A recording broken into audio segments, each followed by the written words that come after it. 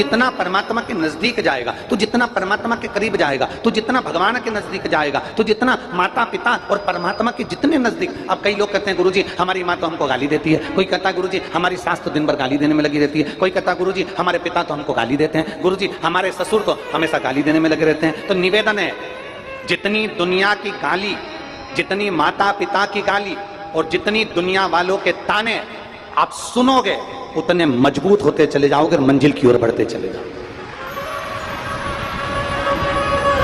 तुम्हारे घर में, तुम्हारे गांव में मंदिर है, तुम्हारे गांव में अगर मंदिर है तो मंदिर में जो मूर्ति है भगवान राम की, भगवान कृष्ण की, भगवान नारायण की, लक्ष्मी नारायण की, दत्त की, जितनी मूर्तियों का आप दर्शन करते हो, उन मूर्तियों का दर्शन करते करते जरा विचार करिएगा।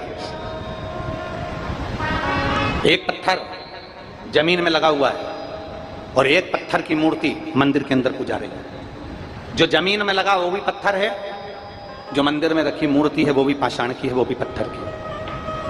अब जरा विचार करिएगा, इस पत्थर में और मूर्ति में क्या अंतर है? पत्थर को तरासा गया, नक्काशी करी गई, काटा गया, हथौड़ी चलाई गई, छेनी चलाई गई, खूब पत्थर को झेलना पड़ा, खूब मारा, तब जाकर वो पत्थर मूर्ति बन पाया, और मूर्ति बन गया तब जाकर वो किसी मंदिर में जाकर पूजाया, तब जाकर वो पत्थर किसी मंदिर में पूजाया। जब आपको कोई गाली देता है, अपशब्द कहता है, ताने देता है, आड़ा टेढ़ा बोलता है, आपको आपके लोग कहते हैं हमारी सास हमें गाली देती है, लोग कहते हैं हमारे ससुर हमें गाली देता है, लोग कहते हैं हमारे माता पिता हमको गाली देते हैं, वो जितना जितना देंगे, जितना जितना आपके लिए उंगली उठेगी, जितना जितना ताना दिया जाएगा, जितनी जितनी गाली दी जाएगी, जितना जितना अपशब्द कहा जाएगा, उतना उतना आप मंदिर में बैठने की एक मूर्ति की तरह ताना से जाओगे। और याद रखना, सहन कर लिया तो मूर्ति बनकर मंदिर में पूजा गए, जो सहन नहीं कर पाए वो जमीन पर पत्थर लगकर, उस पर जूते भी रखाते हैं, उस पर ठोकर भी लगती है। सहन करिए। और ये मानव का शरीर मिला है, सहना पर कहना नहीं। दुनिया अपशब्द बोले उसको बोलने दो, दुनिया ताना दे उसको देने दो, दुनिया गाली दे उसको देने दो, घर के लोग अपशब्द कहीं कहने दो, दुनिया के लोग, घर के लोग तुमको ताना दें, मेरी माँ ने ये कह दिया, मेरे पिता ने ये कह दिया, मेरे भाई ने ये कह दिया, मेरे बंधु ने ये कह दिया, मेरे सखा ने ये कह दिया, दुनिया के लोग ताना दे देने दो, दुनिया के लोग गाली दे देने दो, दुनिया के लोग अपशब्द कहने दो। सहना पर कहना नहीं, क्योंकि हम उनके जैसे नहीं हो सकते। हमें परमात्मा ने अपना बनाकर भेजा है, तो हमारी वाणी से हमें अपशब्द नहीं कहना। सह लो पर कहो ना,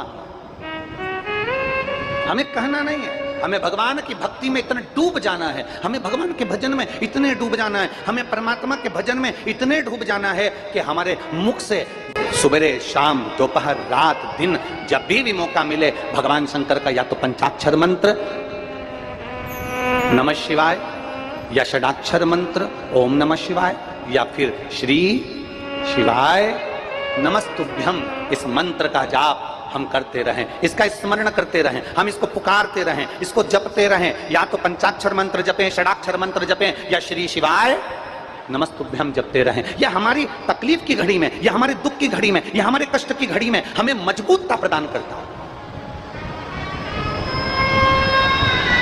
जब हमारी दुख की घड़ी आती है, जब हमारी तकलीफ की घड़ी आती है, उस जगह पर यह मजबूतता प्रदान करता है। हमारा किया गया जाप, हमारा किया गया अनुष्ठान, हमारा किया गया मंत्र जाप, हमारा लिया गया भगवान का नाम हमें मजबूत करता है, हमें प्रबलता प्रदान करता है।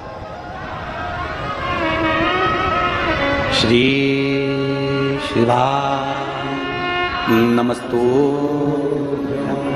मौका मिले तो शिव महापुराण के विद्येश्वर संहिता को उठाना, उसको पढ़ना। उस विद्येश्वर संहिता में लिखा हुआ है कि श्री शिवाय नमस्तुभ्यम बोलने वाले व्यक्ति का मात्र मुख का दर्शन कर लो तो ऐसा लगता है कि शंकर के मुख का दर्शन कर लिया। हमने हजारों अश्वमेध यज्ञ का पुण्य फल अपनी जिंदगी में प्राप्त कर लिया, हजारों अश्वमेध यज्ञ का फल हमने प्राप्त कर लिया।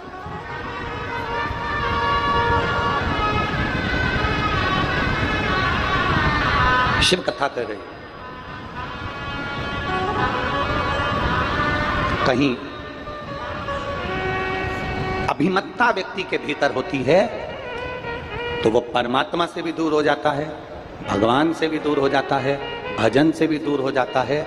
और यहां तक जब व्यक्ति के भीतर अभिमत्ता आती है, अहंकार आता है, अभिमान जब बहुत सिर पर चढ़कर बोलने लगता है, तो उसे परमात्मा का नाम हो, चाहे मंत्र हो, चाहे जाप हो, वो बुरा लगने लगता है। अभिमतता में, अहंकार में। घर बदल के देख लिया, घर में शांति नहीं आई। दुकान बदल कर देख ली, शांति नहीं आई। व्यापार बदल कर देख लिया, शांति नहीं आई। गाड़ी बदल कर देख ली, शांति नहीं आई।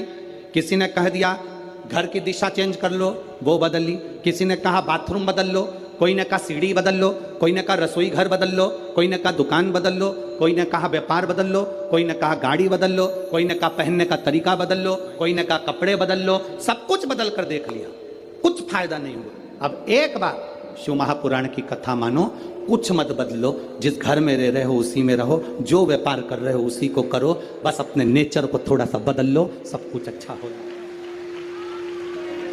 बोल बम का नारा है, इतना धीमा बोलोगे तो कल्याण तुम्हारा है। अच्छे से बोलो जरा, बोल बम का नारा है, सारी समस्या का हल शिव तत्व को पाना। हम अंदर से कठोर बन गए, बहुत कठोर।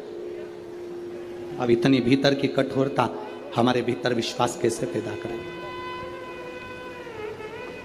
हमारे भीतर भक्ति कैसे पैदा करेगी? हमारे भीतर नम्रता कैसे पैदा करेगी? शिव जी से पार्वती जी ने पूछा कि आपके ये 5 चीजों का दर्शन जीव को क्या देता है? शंकर भगवान कहते हैं इन 5 का दर्शन आप कर पाए ना कर पाए, केवल एक दर्शन भी अगर आपने कर लिया। काय का दर्शन? जम के बोलो जरा, रुद्राक्ष। महिलाएं पूछती हैं क्या रुद्राक्ष स्त्री पहन सकती है? क्यों नहीं?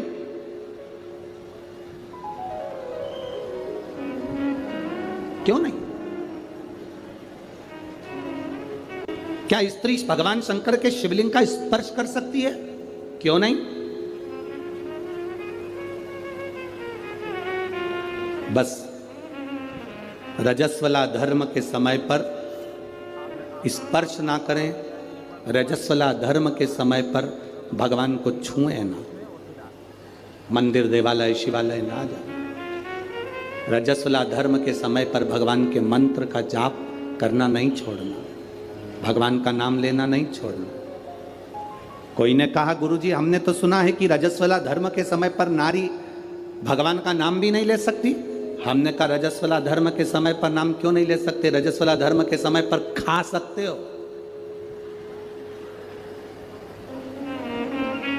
मोबाइल चला सकते हो, सेल्फी ले सकते हो, तो फिर भगवान का नाम क्यों नहीं ले सकते? कौन सी पुराण में लिखा है कि रजस्वला धर्म के समय पर भगवान का भजन नहीं करना चाहिए या नाम नहीं लेना चाहिए?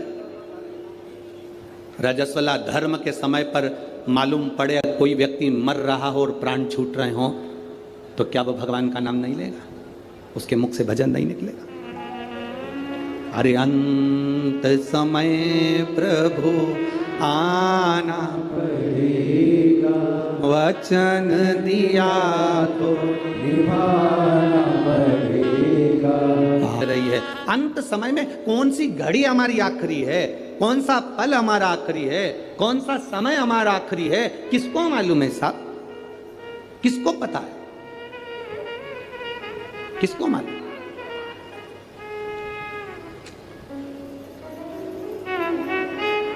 कौन सा समय हमारा आखिरी होगा ये किसको मालूम?